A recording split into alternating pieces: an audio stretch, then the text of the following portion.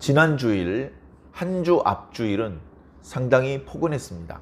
교회 올 때 외투도 입지 않았고 양복도 춘추복을 꺼내 입었었습니다.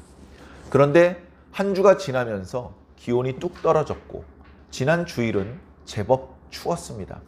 어쩌면 저희 교회뿐 아니고 다른 교회 성도들 중에서도 추운 날씨와 전날 눈이 많이 내렸기 때문에 교회를 가지 못하는 경우들이 더러 있었을 것입니다. 이제 그 눈이 좀 녹고 이제 다시 조금 생활하기 불편하지 않은 그런 상황이 되려나 싶었는데, 근데 어젯밤에 또 눈발이 날렸습니다.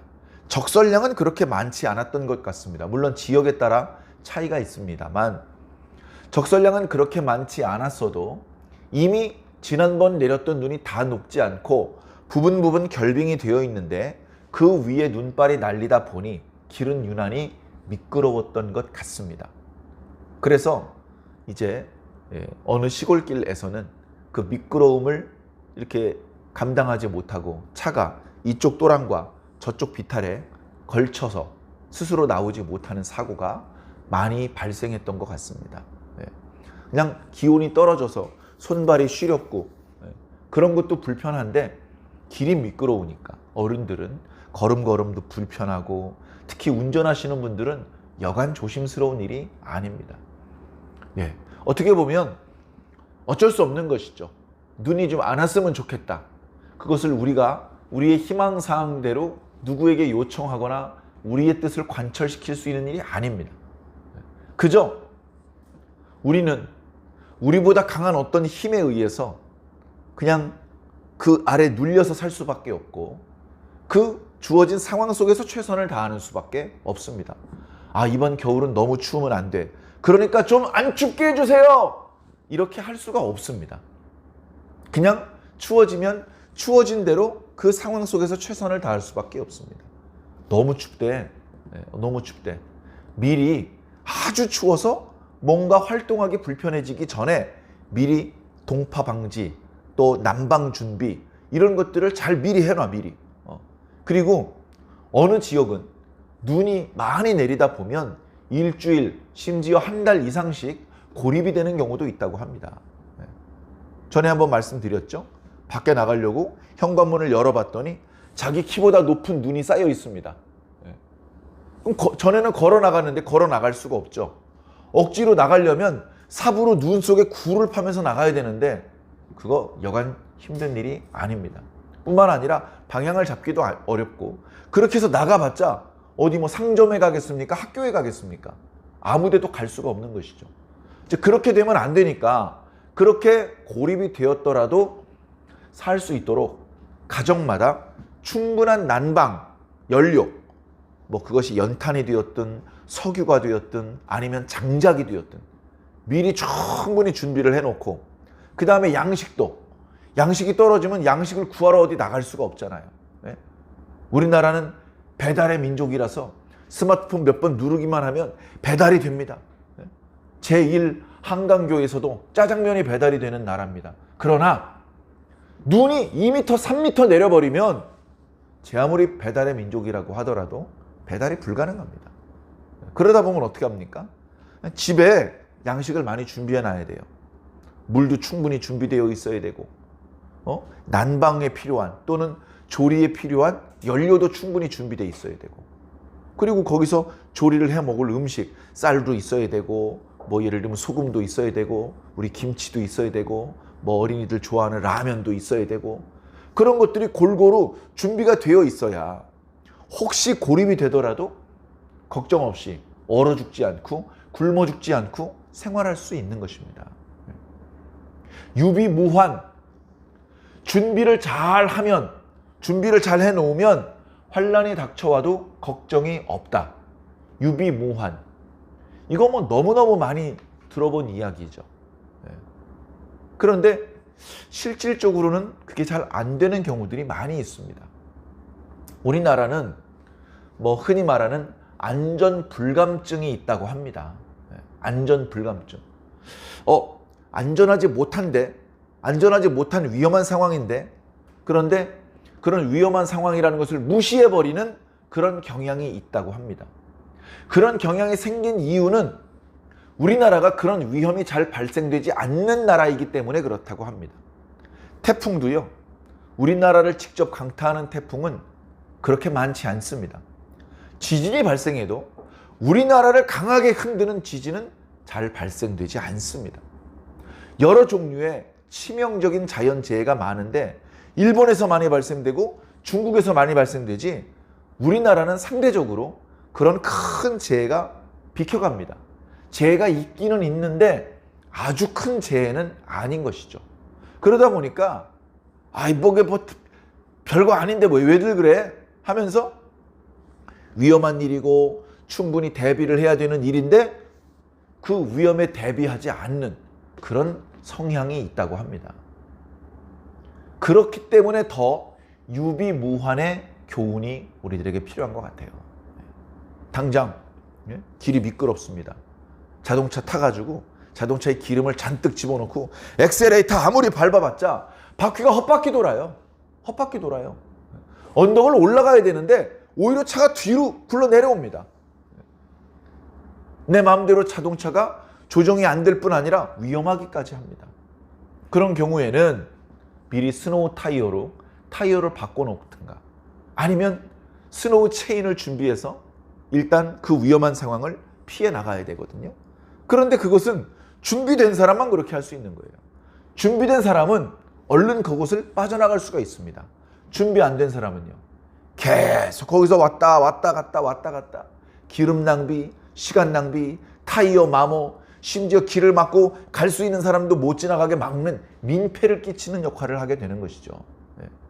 준비하지 못한 사람은 자기만 손해를 보는 것이 아니라 경우에 따라서 다른 많은 사람들까지 불편하게 만드는 그런 악한 역할을 담당할 수도 있다는 것입니다. 준비를 항상 해야 됩니다. 준비. 과민성 대장 증후군이 있는 사람은 항상 휴지를 가지고 다닙니다.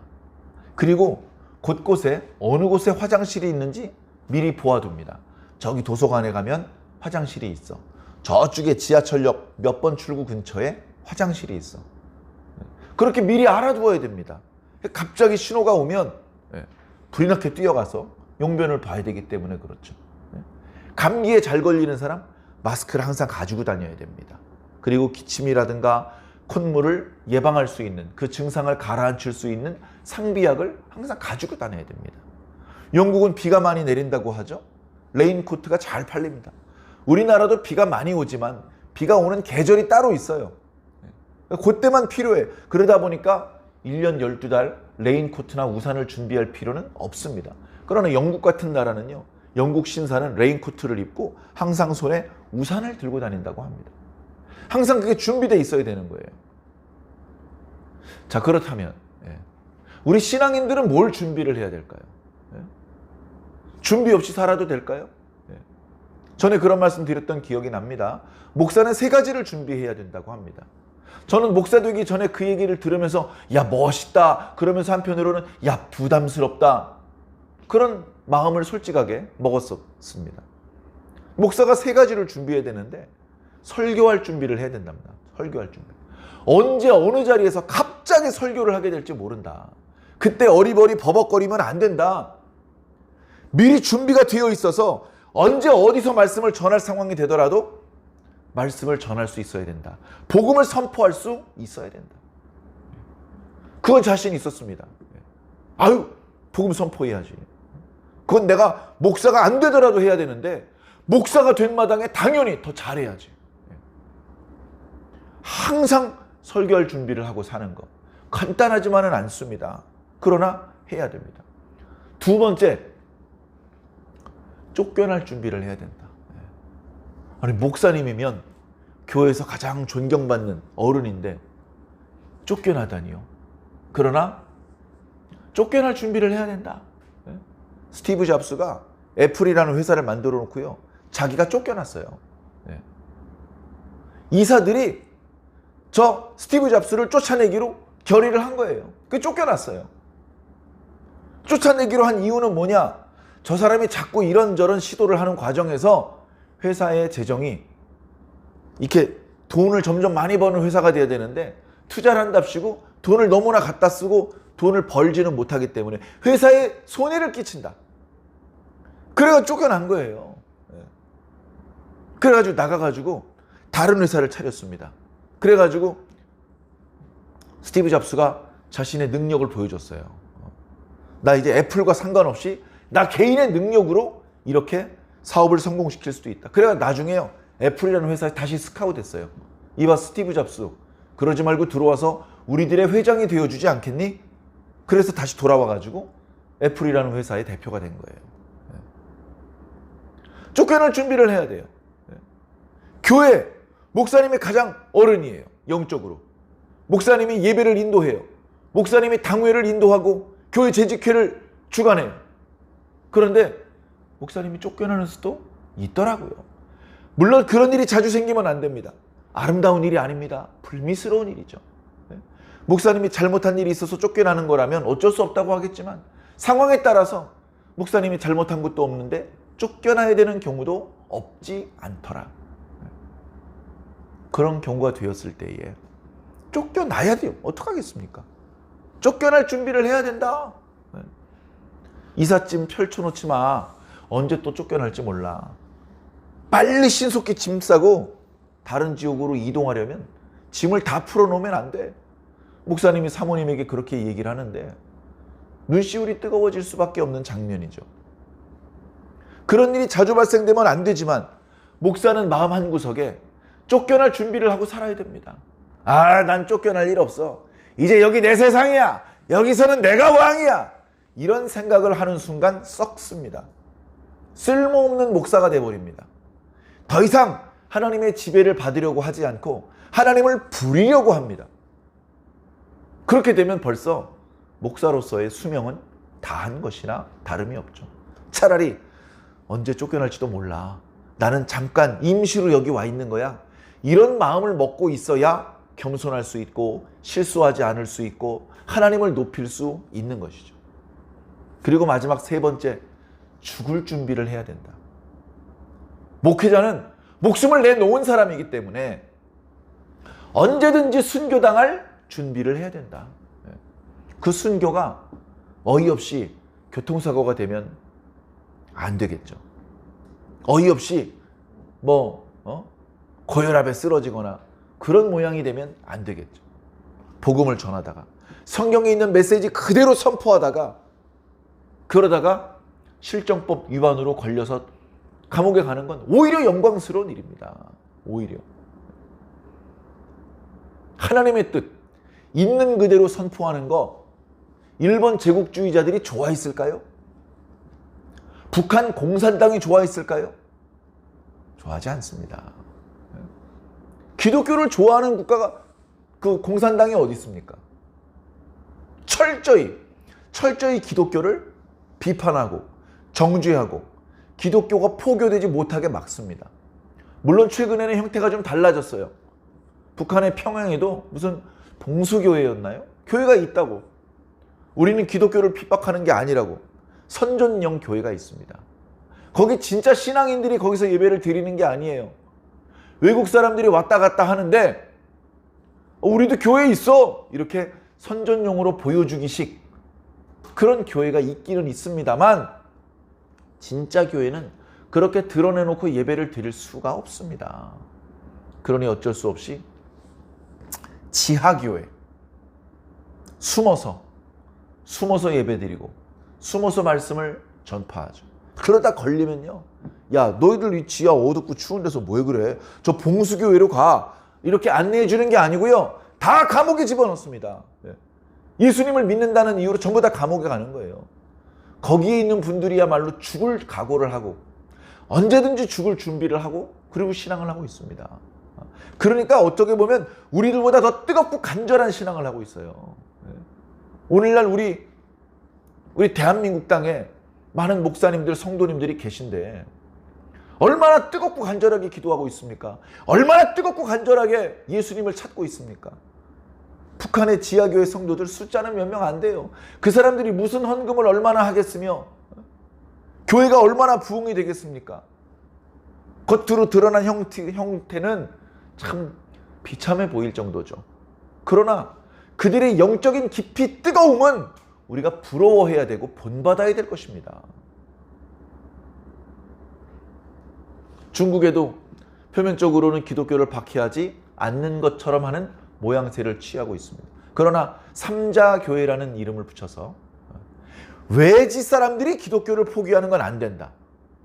중국 사람이 중국 사람에게 기독교를 포기하는 건 된다. 외지 사람이 교회를 세우는 건 안 된다. 중국 사람이 교회를 세우는 건 된다. 그래서 삼자교회 자립 해가지고 중국 사람들이 외세의 간섭과 지원을 받지 않고 자체적으로 만든 교회만 인정을 하는 그런 모양새입니다. 근데 그게 어디 되나요? 결국은요, 우리나라도 마찬가지고 어디든지 외부로부터 선교사들이 들어와서 복음을 전해주고 먹을 걸 주고 병을 치료해주고 그리고 거기 학교를 세워줘서 그리고 그 학교에서 일부 신학을 가르쳐서 거기서 그 지역 사람들을 목회자로 배출을 해서 그렇게 해서 그 나라에 우리 기독교가 교회가 정착을 하는 거죠. 우리나라도 그렇게 시작된 것 아닙니까? 아펜젤러, 언더우드 선교사님들이 와서 이름이 알려져 있지 않은 수없이 많은 선교사님들이 우리나라에서 뼈를 묻었어요. 서울의 양화진의 선교사 묘역에 가면요, 눈물 없이는 거길 지나갈 수 없을 정도로 우리보다도 대한민국을 더 사랑했어요. 우리 전주도요, 전주 예수병원 뒷동산에 선교사 묘역이 있습니다. 넓지도 않아요. 조그만해요. 거기 촘촘하게 그 선교사들과 선교사들 가족들의 그 비석이 있어요. 그 사연을 들으면요, 너무 미안해. 우리나라를, 우리 전주 지역을, 전라북도 지역을 너무너무 뜨겁게 사랑해서 이 전주 지역 사람들을 위해서 기도하고 풍토병에 자기 아이를 태어난 지 석 달 만에 잃어버리고 그런데도 고국으로 돌아가지 않고 자기 아들을 예수병원 뒷동산에 묻고서 자기도 그 옆에서 묻히는 거예요. 죽을 각오를 하지 않고 어떻게 대한민국 땅에 들어올 수 있습니까? 목숨을 건 선교사들이 아니었다면 대한민국에 어떻게 기독교가 뿌리를 내릴 수 있었겠습니까? 그러나 이제 더 이상 외국에서 선교사가 들어오진 않아요. 이제 대한민국에도 과거에 평양신학교 하나였었는데 이제 각 교단들마다 신학교들이 있습니다. 장신대, 총신대, 그리고 백석대, 평택대, 각 교단들마다 서울신대 신학교를 만들어 놓고 정말 훌륭한 교수진들을 구비해 놓고 계속해서 주의 종들을 양육하고 교육하고 배출해내고 있습니다. 초심을 잃어버리면 안 되죠. 목숨을. 자, 목회자들은 그렇다 치고 성도들은 무엇을 준비하면 좋겠습니까? 성도들은 준비가 되어 있어야죠. 준비가. 다 말씀해 주셨는데 미리 준비하고 있어야 된다. 깨어 있어야 된다. 너희들은 이런 걸 준비해야 된다. 다 말씀해 주셨는데 준비요? 저희가 준비해야 돼요? 목사님이 다 하면 되는 거 아니에요? 네. 그런 말씀을 하시면 곤란하다는 것입니다. 여러분들도 준비가 되어 있어야 돼요. 준비가. 네. 여러분 첫 번째 마음의 자세가 준비되어 있어야 돼요. 마음의 자세. 그 마음의 자세라는 것은요, 하나님을 믿는 온전한 믿음이 밑에 베이스에 깔려 있어야 돼요. 네. 베이스에. 하나님은 믿을 만한 분이야. 두 가지인데 하나님 날 사랑하셔. 하나님은 전능하셔. 그 두 가지를 믿는 믿음이 있어야 돼. 그 믿음을 가지면 하나님은 믿을 만한 분이구나. 하나님께서 하시는 말씀은 믿어도 되겠구나. 그리고 하나님께서 시키시는 일들은 무조건 해야 되는구나. 무조건 해야 된다고요? 시키는 대로? 그럼 그 일을 시키는 분에 대한 절대적인 믿음이 없으면 못하는 겁니다. 절대적인 믿음이 없으면 못하는 거예요. 뭘 일을 시켰어요. 시켰는데 왜 이런 일을 시키시지? 이러면 안 되는 건데. 이런 생각을 하고서 머뭇거리면 불순종이 되는 겁니다. 시켰어요. 야, 이거 이렇게 해. 그러면 마음으로 이해가 안 돼. 왜 이런 일을 시키지? 이해가 안 되는데. 그러나 무슨 이유가 있을 거야. 우리는 잘 모르지만 이 일을 시키시는 저분은 믿을 만한 분이잖아. 그분이 시켰다면 뭔가 그만한 이유가 있을 거야. 야, 시키는 대로 하자. 이렇게 순종해야 된단 말이죠. 쉬운 일이 아닙니다. 쉬운 일이 아니에요. 언제 뭐라고 말씀하시더라도 순종할 수 있는 준비가 돼야 돼요. 그러기 위해서 우리는 말씀도 들어야 되고, 예배도 드려야 되고, 기도도 드려야 되고, 헌금도 드려야 되고, 그런 신앙생활을 잘 하다 보면 그 과정에서 우리들의 마음과 영혼이 준비가 되는 거예요. 우리들의 마음과 영혼이 준비가 되는 거예요. 군대에서 밥 먹습니다. 군대에서 훈련 받습니다. 군대 생활을 하는 거죠. 그 군대 생활을 통해서 뭐가 만들어지느냐? 군인 정신이 만들어져요. 맨날 똑같은 노래 틀어줍니다. 스피커에서. 군가 틀어주죠. 군가 부르라고 합니다. 그리고 전에 했던 것 같은데 또 비슷한 훈련을 또 합니다. 비슷한 생활이 계속 반복되는 거예요. 훈련이에요. 훈련. 훈련. 그 훈련을 잘 받은 사람일수록 군인 정신이 투철해지는 거예요. 군인 정신이 투철하면 어떻게 되느냐? 공격 앞으로! 하면 공격 앞으로 나가는 거예요. 군인 정신이 해이한 사람은 어떻게 합니까? 공격 앞으로! 나가면 죽는데 왜 나가요? 공격 앞으로라는 명령을 내린 사람을 아주 원망 어린 눈빛으로 쳐다보면서 안 나갑니다. 앞으로. 그래가지고 이길 수 있겠어요? 공격 앞으로 하면 그 말이 떨어지자마자 용수철처럼 띵 하고 튀어나갈 수 있는 그런 군인이 군인 정신이 투철한 군인입니다. 그런 군인을 많이 보유하고 있는 군대가 강력한 군대입니다. 숫자가 많은 군대가 항상 이기는 것이 아닙니다. 숫자가 많지만 명령에 불복종하는 병사들이 많고 두려움에 휩싸여서 벌벌벌 떨고 있는 병사들이 많으면 숫자 많아봤자 밥만 축내는 거지 아무 쓸모가 없습니다.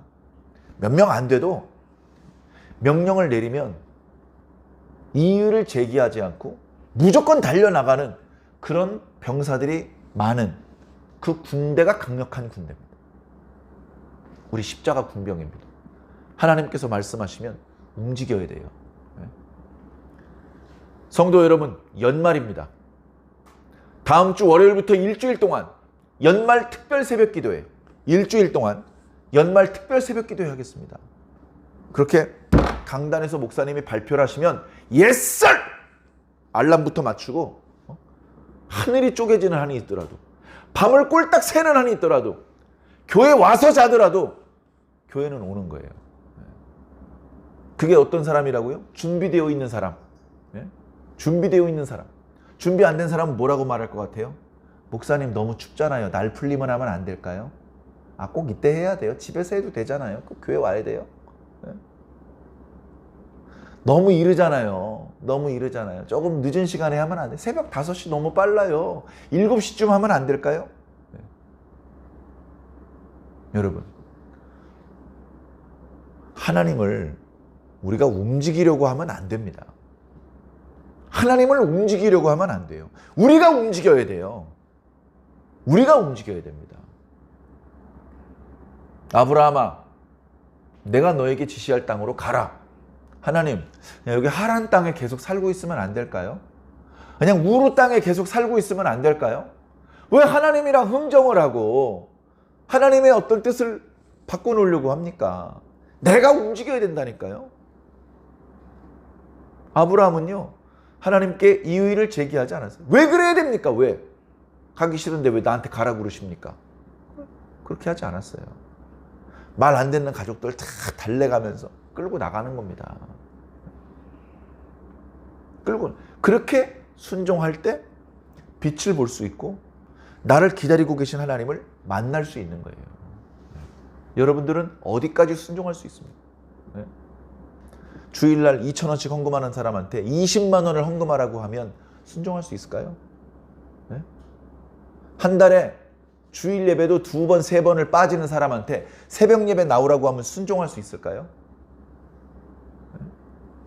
전도는 한 명도 못하면서 자기도 교회를 들락날락 출석했다 결석했다를 반복하는 사람한테 10명 전도하라고 하면 전도할 수 있을까요? 기도하라고 하면 주기도문도 더듬더듬 하는 사람이 30분 동안 통성으로 기도할 수 있을까요? 갑자기 안 되는 겁니다. 갑자기. 아이고, 지난주는 말씀이 재밌었는데 이번 주는 왜 이렇게 졸리냐. 아이고, 목사님이 기도가 부족하셨나 보다. 목사님 설교 준비가 너무 부실해 요새. 네? 목사님 설교 평가하는 설교학 교수님들이십니까? 왜 설교에 점수를 매기십니까? 설교가 재미있고 재미없고는 중요하지 않아요. 네? 전 이런 사람도 봤어요. 목사님 설교가 재미있고 은혜가 되면 헌금을 하고, 목사님 설교가 은혜가 안 되면 그날은 헌금을 준비하고 왔다가 그냥 가지고 집에 간답니다. 그 사람입니까? 돼지입니까? 그래서 그것은 신앙적으로 건강한 상태가 아니기 때문에 어떤 목사님은 억지로 설교 전에 헌금을 합니다. 예배 식순을 바꾸는 거죠. 보통 예배 시작할 때 기도하고 찬송, 성가대 찬양, 그리고서 성경 말씀 읽고 목사님 설교 말씀 듣잖아요. 그 설교 말씀이 끝나면 헌금도 하고 장로님 광고도 듣고 그러고서 예배가 끝나는 경우들이 그동안 대부분이었어요. 지금도 거의 대부분 교회가 그런 식으로 예배가 진행될 겁니다.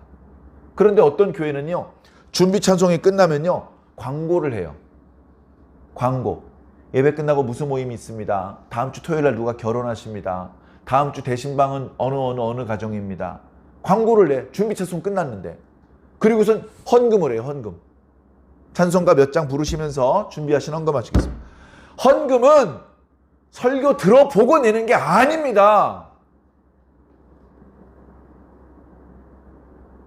헌금은 내가 하나님께 구원받은 것이 감사해서 내는 것입니다. 설교를 듣기 이전에 내가 하나님 앞에 구원받았잖아요. 헌금을 드릴 충분한 이유가 이미 있잖아요. 설교 들어보고 B+ 이상 돼야지 돈을 내겠다? 그건 사람의 생각은 아니죠. 마귀가 준 생각이죠. 그러면 하나님께서 너 봉사하는 거 보고 천국 데려갈래. 너 어디까지 봉사할 수 있어? 너 얼마나 충성할 수 있어? 이렇게 우리 보시면 여러분 자신 있습니까? 하나님 마음에 드실 자신 있어요?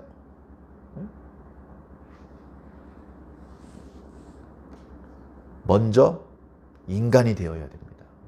돼지는 구원의 대상이 아니거든요. 먼저 자기 마음을 착하게 먹어야 됩니다. 마음이 악하면요, 아무리 똑똑하고 돈 많아도요, 아무 쓸모가 없습니다.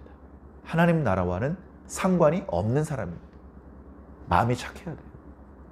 헌금 들어보고 헌금 좀 잘하면 헌금할게. 그 설교 잘하면 헌금할게. 이런 생각은요, 결코 착한 생각이 아닙니다.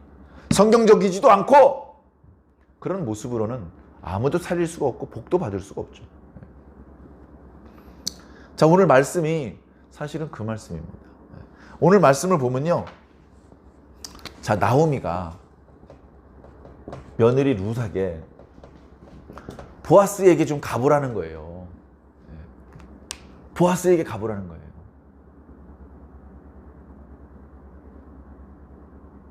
보아스에게 가가지고 숨어서 보아스를 엿보고 있다가 보아스가 저녁에 맛있는 거 먹고 술도 마시고 이제 어둑어둑해지면 잠들 거야. 들판에서 들판에서 잠들 거라고. 들판에서 술 마시고 언제 성읍으로 돌아가. 거기서 잠깐 눈 붙이고 해가 뜨면 성읍으로 돌아가겠지. 그걸 잘 보고 있다가 보아스가 들어 누우면, 그러면 슬그머니 가서 그 발 쪽에 이불을 들치고 거기 들어가 누우라는 겁니다. 잘 알지도 못하는 남자 누워있는데 이불 들치고 들어가서 거기 누워있으라는 거예요. 누가 누구한테 한 말이라고요? 시어머니가 며느리에게 하시는 말씀이에요. 루치 그거 하고 싶을까요? 하고 싶을까요?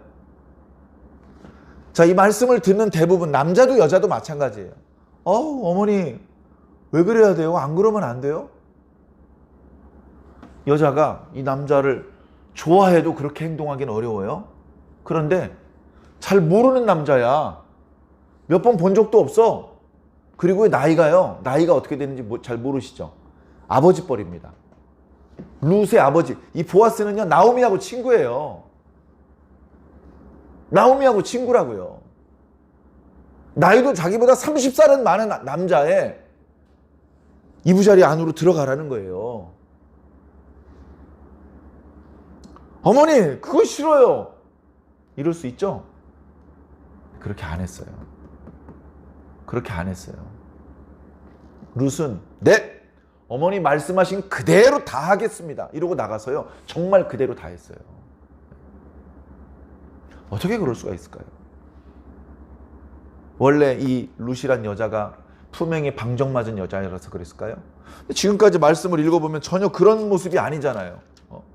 이렇게 착하고 이렇게 성실하고 의리 있고 진실한 이런 여자가 어디 있어요? 아무 남자 이불이나 들쳐가지고 거기 들어가 눕는 여자가 아니잖아요. 우리가 룻을 알잖아요. 동네 사람들이 다 보고 있어요. 속이는 건 한두 명이죠. 많은 사람들을 다 속일 수는 없단 말이에요. 그랬던 룻에게 야, 보아스라는 사람 어디 있는지 봐뒀다가 그 사람 이불 속으로 들어가. 그렇게 얘기를 하는데 룻이 알겠습니다. 별로 그러고 싶지 않은 마음도 한쪽 구석에 있었을 거예요. 어머니께서 왜 저런 일을 지키실까? 이해가 다 안 됐을 거예요. 이스라엘의 고엘 제도에 대해서 어쩌면 들었을 텐데 우리의 기업을 물을 사람이야. 그 사람한테 들어가서 기업을 물러달라고 부탁을 해야 돼. 뭐 이제 그런 얘기를 들었을 텐데 태생부터 이스라엘 사람이 아니었기 때문에 이스라엘의 관습에 대해서 정확히 몰랐을 거라고요. 룻은 모압 여자잖아요. 모압의 풍속에 익숙하지 이스라엘의 풍속은 모르잖아요, 잘. 그 설명을 들었는데도 충분히 마음속 깊은 곳에까지 어떤 뜻이 전달이 안 되는 거예요. 그게 뭔지 모르겠는데 그렇게까지 해야 돼요, 어머니? 어쩌면 옥신각신 다툼이 생길 수도 있는 문제였다고요. 그런데 룻은요, 듣더니 그대로 하는 거예요. 그대로 목욕을 합니다. 마치 결혼을 처음 했을 때 신방에 들어가는 신부처럼 준비하는 거예요. 목욕을 하고 몸에 기름을 발라요.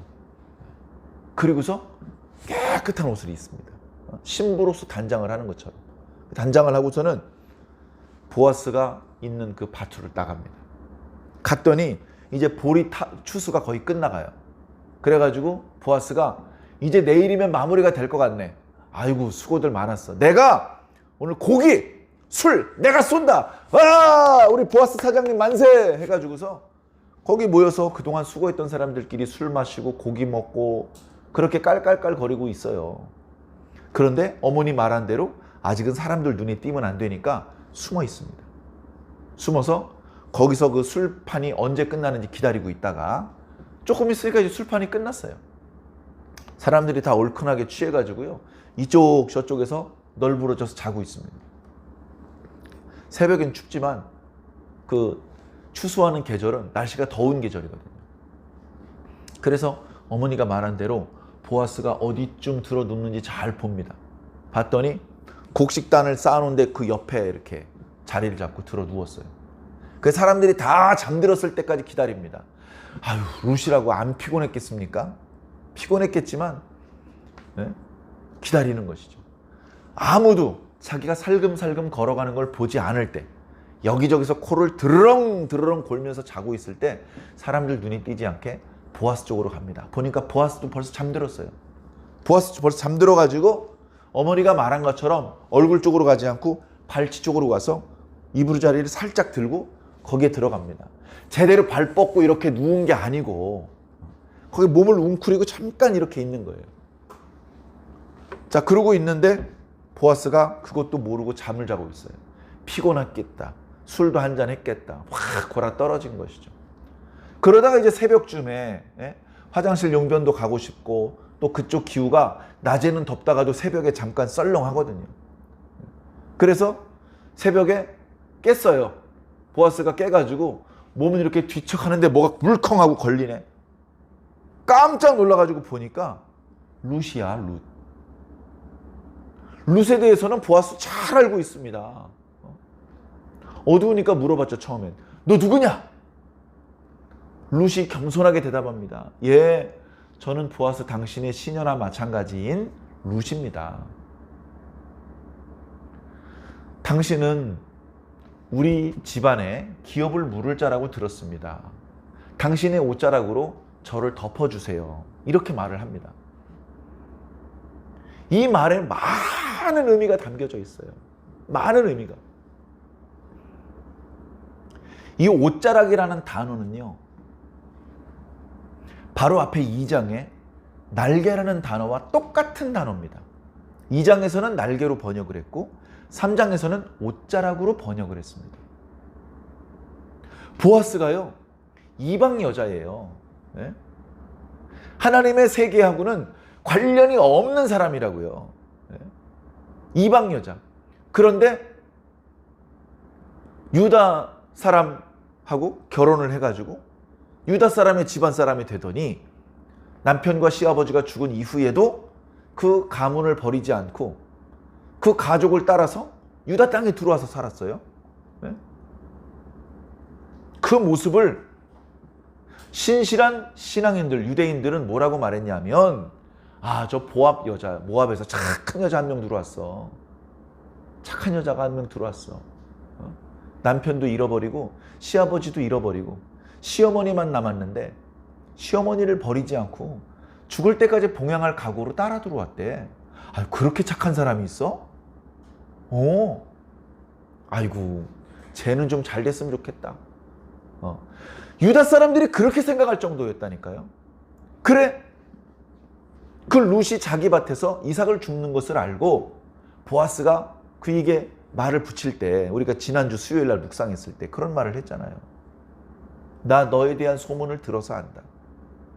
네가 하나님의 날개 밑으로 들어와서 보호를 받기를 원하니 하나님께서 너를 보호해 주시고 복을 주시기를 원하노라. 이렇게 얘기를 했단 말이죠. 단순히 모압 땅에서 유대 땅으로 옮긴 게 아닙니다. 단순히 모압 사람들 틈에서 살다가 유다 사람들 틈에서 산 게 아닙니다. 전에 하나님의 날개 바깥쪽에 있었는데 이제 그 날개 안쪽으로 들어와 사는 거랍니다. 하나님의 날개 아래로 들어오고 그 다음에 보아스의 이불 안으로 들어오고 보아스의 옷자락 안으로 들어가야 되는 거예요. 보아스의 날개 아래로 들어온다는 뜻은 보아스의 가족이 된다는 뜻입니다. 보아스의 보호를 받는다는 뜻입니다. 당신의 옷자락으로 나를 덮어주시옵소서, 나와 결혼해달라는 의미입니다. 아버지 뻘 되는 남자입니다. 당신이 나와 결혼을 해주셔야 됩니다. 그래야 당신이 우리 어머니 집안에 지고 있는 모든 빚을 청산해주고 우리 어머니의 명예를 회복시켜주고 우리 어머니의 봉양자를 출산할 수 있게 할 수 있기 때문에 그렇습니다. 이거 사실 엄청난 거예요. 우리가 구약 성경도 모르고 유대인들의 어떤 전통도 모르기 때문에 이 말씀을 읽으면서도 가슴이 절절하지 않은데, 자, 룻 입장에서는요, 시어머니를 따라서 유다 땅으로 안 돌아가도 된다고요. 오로바처럼 그냥 고향으로 돌아가면 돼요. 그럼 젊고 잘생긴 남자 만나서 행복하게 살 수 있어요. 그런데 룻은요, 자기 고향을 버렸어요. 행복할 수 있는 미래를 버렸어요. 유다 땅에 오자마자 자기 어머니가 알거지라는 걸 알았을 거예요. 우리 어머니가 유다 땅 가면 고생할 거라 그러더니 정말 그지 이런 알거지가 없네. 그런데 불평하지 않고 청소하면서 어머니 생활하기 불편하지 않게 딱 정갈하게 집안을 정리해 놓는 거예요. 그리고 아침 일찍부터 저녁 늦게까지 쉬지도 않고 눈치 봐가면서 다른 사람 들에 나가서 이삭을 줍는 거예요. 그리고 몇 번 만난 적도 없는 자기보다 나이가 30살이나 많은 남자한테 청혼을 하는 거예요. 자기 개인의 행복은 다 버렸어요. 자기 어머니를 위해서. 모든 걸 다 희생을 한 것이죠. 그 이야기를 듣자 보아스가 그 룻이 아름다운 여자기 때문에, 젊은 여자기 때문에 마음이 혹한 게 아니고요. 그 여자가 자기를 철저히 희생하는 걸 보면서 감동을 받습니다. 정말 이런 여자가 이스라엘에 없고 모압에 있다니. 딸아, 안심해라, 안심해라. 네가 말하는 걸 내가 다 들어주겠다. 네가 하자는 대로 내가 다 할게. 니네 어머니네 빚 내가 다 갚아줄게. 너 나랑 결혼해야 돼? 내가 결혼해줄게. 이방인이랑 결혼하는 거 유대인들 사이에서는 금기시되는 일이지만 내가 모든 비난을 다 감당할게. 내가 너랑 결혼하고 내가 네가 아들을 낳아서 네 시어머니의 봉양자를 낳을 수 있도록 내가 해줄게. 내가 모든 비용을 치르고 내가 모든 불명예를 떠안고 내가 모든 대가를 다 지불할게. 네가 하자는 대로 다 할게. 내가 보니까 너는 하나님께 큰 복을 받아 마땅한 여자다.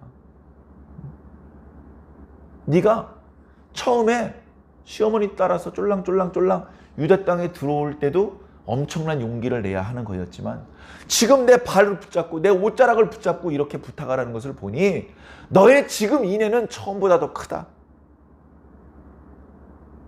걱정하지 말고 내 이불 구탱이에서 쉬고 있어라. 걱정하지 마라. 내가 날이 밝는 대로 네가 나에게 부탁한 것을 행할 것이다. 한 가지 나보다 더 가까운 친족이 있다. 그 사람이 그 친족의 의무를 다 행할 것인지 내가 물어볼 것이다. 그래서 그 사람이 행하면 좋겠지만 만약에 그 사람이 행하지 않는다면 내가 반드시 그 책임을 다 수행할 것이다. 이거는 하나님의 이름으로 내가 맹세한다. 그러니 딸아, 걱정하지 말고 여기서 쉬고 있어라. 그래서 어둡기 때문에 조금 더 쉬었습니다. 그리고서 새벽이 됐을 때 다시 일어났어요. 사람들이 알아보기 전에 집에 가야 돼. 사람들 눈에 띄면 이 룻의 행동이 불법적인 것은 아니지만 사람들이 오해할 수 있으니 사람들의 눈에 띄기 전에 돌려보냅니다. 그리고 그냥 돌려보내지 않고 룻의 겉옷에다가 보리를 6되나, 6되면요 엄청나게 손으로 들고 갈 수 있는 양이 아니고요, 머리 위에 이고 가야 되는 양입니다. 그렇게 많은 양의 곡식을 가지고 집으로 돌아갑니다. 집으로 돌아갔는데 나오미가 제대로 잠을 잤을까요? 아이고, 이거 저 룻을 보내놨는데 잘 했을까? 일이 잘 됐을까? 내가 괜한 짓을 시킨 것은 아닐까? 걱정스러운 마음에 기도하는 마음으로 막 밤잠을 거의 설쳤을 것입니다. 근데 룻이 새벽이 되자마자 들어온 거예요. 새벽이. 해가 뜨기도 전에. 그래가지고 기다리고 있던 시어머니가 물어봅니다. 야, 어떻게 됐냐? 그래서 밤에 있었던 이야기를 다 얘기를 해줬어요. 어머니께서 시키신 대로 했습니다. 그가 이런 말을 했습니다. 그가 마지막에는 제 겉옷에다가 이렇게 보리를 많이 싸주었습니다. 그러면서 야, 네 시어머니한테 빈손으로 가면 안 돼. 그 말은 무슨 뜻이냐면 롯이 부탁한 것을 보아스가 수용했다. 다 받아들였다. 그럼 이제 옛날에는 보아스하고 나오미하고 친구였는지 모르지만 이젠 뭐예요? 장모님이잖아. 장모님. 장모님한테 선물 주는 거예요. 사위가 장모님에게 선물 주는 거예요. 그런 의미를 담아서 보리를 6되나 담아가지고 준 거죠. 그래 나오미가 그 의미를 알아차렸습니다. 아, 일이 잘 되었구나. 보아스가 룻의 부탁을 들어주기로 결심을 했구나. 딸아, 이제 오늘은 외출하지 말아라. 오늘부터 며칠 동안은 외출하지 말고 계속 집에만 있어라. 사람들 눈에 띄지 않는 것이 좋다. 이제부터는 네가 뭘 해야 되는 것이 아니로 보아스가 뭘 할 것이다. 보아스가 새벽에 일어나서 너를 나에게 보내준 이후로 곧바로 성읍에 들어갔으니, 그 성읍은 이제 베들레헴 성읍이죠. 그 성읍에 들어갔으니 그가 이제부터 부지런하게 움직일 것이다. 그가 하게 될 일은 이제 다음 주 수요일 날 묵상하게 될 룻기 4장 말씀에 나타나는데요. 참 보아스가 용기 있는 행동을 합니다. 참 멋있는 행동을 하죠. 그리고 그 보아스를 아마 그때 당시에는 비난하는 사람도 있었을 것입니다. 당신은 유대인들 사이에서 존경받는 사람인데 그렇게 이방인하고 결혼하면 되겠습니까? 그것은 우리 유대인의 지도자가 되어야 될 당신의 그 품행에 맞지 않습니다. 근데 그렇지도 않아요. 이 보아스의 어머니가 누굽니까? 보아스의 어머니가요, 라합이에요. 라합. 보아스의 어머니도 이방인이었어요. 자신도 이방 여인을 데리고서 아이를 낳습니다. 아이 이름이 나중에 소개됩니다만 오벳이에요. 오벳이 또 아들을 낳습니다. 이새예요. 이새가 또 아들을 낳습니다. 8번째 아들이 다윗입니다. 다윗. 다윗이요, 나중에 큰 임금이 됐어요. 다윗을 미워하는 유대인이 한 명도 없습니다. 다윗이 워낙 탁월한 존재였고 다윗의 덕을 온 국민이 다 보았습니다. 다윗을 욕할 수가 없어요. 다윗을 칭송합니다. 다윗을 칭송하는데 다윗의 왜 증조 할머니는 욕할 수 있습니까? 아마 다윗이 그렇게 위대한 사람이 되지 않았더라면 룻기는 성경에서 사라졌을지도 모릅니다. 그런데 이 룻기의 이야기를 유대인들이 사랑해요. 유대인들이 다른 건 몰라도 룻기의 말씀을 지키는 거예요. 옛날 유대인들은요, 이 룻기의 말씀을 잠언 뒤에다 놨어요. 잠언 말씀 묵상을 끝나면 그 뒤에 룻기 말씀이 있는 거예요. 왜냐하면 잠언 31장에 현숙한 여인에 대한 말씀이 나타나고 있어요. 현숙한 여인. 현숙한 여인은 이러하고, 현숙한 여인은 이러하고, 현숙한 여인은 이러하고, 상당히 많은 분량을 현숙한 여인에 대한 칭송으로 말씀해주고 있어요. 그리고 그 현숙한 여인의 실제 모델로 룻이 있다, 룻. 그래서 오늘 말씀에 보아스가 네가 현숙한 여인이라는 사람, 우리 유다 사람들이 다 알고 있다, 그렇게 증언하고 있는 거예요. 사랑하는 성도 여러분, 룻은 뭘 했길래 이렇게 큰 복을 받나요? 룻은 뭘 했죠? 얼른 눈에 잘 안 보일 수 있습니다.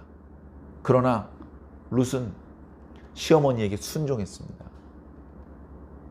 착한 마음을 먹고 시어머니에게 순종했어요. 자신의 개인적인 행복, 영달 이런 거 추구하지 않았어요. 하나님께서 그 룻을 본 거예요. 그의 착한 마음, 그의 성실한 모습을 하나님께서 보았어요. 그 동네 유다 사람들이 다 봤어요. 아무도 룻을 이방인이라고 손가락질하거나 무시하지 않았어요. 저와 여러분들이 그런 존재들이 되어야 됩니다. 생각해 보면요, 저는 이방인이에요. 저는 유대인이 아닙니다. 여러분들도 이방인이에요. 우리는 그 이방인들이, 그 유대인들이 손가락질하는 이방인들이라고요. 그런 우리가 하나님의 복을 지금 받고 있잖아요. 우리가 무슨 자격으로, 우리가 무슨 자격이 있어서, 네? 착한 마음이라도 먹어야 되고요, 성실한 모습이라도 보여드려야 돼요. 네? 그리고 얼른 이해되지 않은 말씀에 순종할 수 있는 신앙심이라도 가지고 있어야 됩니다. 이것도 없고 저것도 없으면서 교회 다닌 지 몇십 년 됐고 교회 그동안 낸 헌금이 얼마고 그런 얘기를 하면서 천국에 대해서는 이미 확보해 놓았고 뭐 이런 어리석은 생각을 품고 있으면 안 된다는 것입니다. 겸손한 마음, 착한 마음을 먹으셔야죠. 착한 마음. 나는 자격이 없는데 하나님께서 왜 이렇게 날 사랑하시지? 난 부족한데. 스스로 자신을 낮추고 이렇게 부족하고 연약하고 흠이 많은 나를 사랑하시는 하나님께 감사하고 그 하나님 앞에 부끄럽지 않은 모습을 보여드리기 위해서 발버둥치고 기도하고 봉사하고 그렇게 최선을 다하는 모습을 보여드릴 때, 그럴 때 우리 주변에 있는 사람이 야, 니깟 놈이 뭔데 하나님 나라를 감히 넘봐? 네가 뭔데? 네가 뭐 한 게 뭐가 있어? 네가 뭔데 하나님 나라에 갈 생각을 다 하냐? 어림없는 생각하지 마 너. 이렇게 손가락질하지 않고 야 너는 이방인인데 진짜 넌 진짜 대단하다. 내가 다른 이방인들은 인정 안 하는데 내가 너는 인정한다. 너는 사람이 됐어. 너는 그렇게 인정을 받아야 되는 거예요. 그냥 아무것도 안 하고 가만히 앉아서 다 될 거라고 생각하지 마시기를 바랍니다. 뭔가 움직여야 되는 거예요. 내가 뭘 하면 하나님을 기쁘시게 할 수 있지? 내가 뭘 하면 저 외인들에게도 인정을 받고 칭찬을 받을 수 있지? 어리석게 스스로 자랑하는 사람이 되지 말고 외인에게도 인정을 받고 칭찬을 받을 수 있는 그런 방법으로 사셔야 된다고 새벽 예배 때 잠언 말씀 묵상을 할 때도 말씀을 드렸었는데요. 룻이 그렇게 사는 거예요. 사방에 다 이스라엘 사람들이고 유다 사람들 뿐인데도 그 속에서도 인정을 받았어요. 사랑하는 성도 여러분, 그저 공짜로 그저 복만 받고 하나님 나라만 들어가려고 그럴 생각을 하지 마시고 정말 하나님 백성다운 그런 모습으로 준비되시기를 바랍니다. 지금은 잘 몰라요. 그러나 결정적인 순간은 찾아올 것입니다. 그래서 우리가 정말 하나님 나라에 합당한 자인지 증명해 보여드려야 될 것입니다. 하나님께 보여드려야 되고 우리 주변에 있는 사람들한테 보여드려야 되고 나 자신에게 보여줘야죠. 나 자신에게 보여줘야죠. 그래야 당당하게 확신을 가지고 하나님 나라를 향하여 걸어 들어갈 것 아닙니까? 사랑하는 성도 여러분, 좌우로 치우치지 마세요. 수없이 많은 유혹, 우리 한눈 팔게 만드는 그런 유혹거리들 많이 있습니다. 마귀는 잠도 안 자고 쉬지도 않아요. 거기에 다 휘말리기 시작하면 언제 하나님 음성 듣습니까? 왼쪽 오른쪽 마음 빼앗기지 마시고 우리를 부르시는 주님의 음성에 집중해 봅시다. 예배에 집중하시고 말씀에 집중하시고 성경에 집중하십시오. 무슨 바쁜 일이 그렇게 많습니까? 예배도 드리지 못하고 큐티 하루에 몇 구절 읽지도 않는데 그거 읽을 시간도 없어. 뭐가 그렇게 바쁩니까? 이 정도 예배도 이 정도 큐티를 위해서도 시간과 마음을 투자하지 못한다면 우리가 어떻게 하나님 나라에 합당한 자로 인정받을 수 있겠습니까? 우리가 어떻게 결정적인 순간에 순종하는 그런 모습을 보여드릴 수 있겠습니까? 하나님 원망하고 누구 핑계할 필요가 없습니다. 다 알고 계시고 다 보고 계십니다. 그 하나님 앞에 부끄러움이 없는 그런 저와 여러분들이 꼭 되기를 예수님 이름으로 간절히 축원합니다.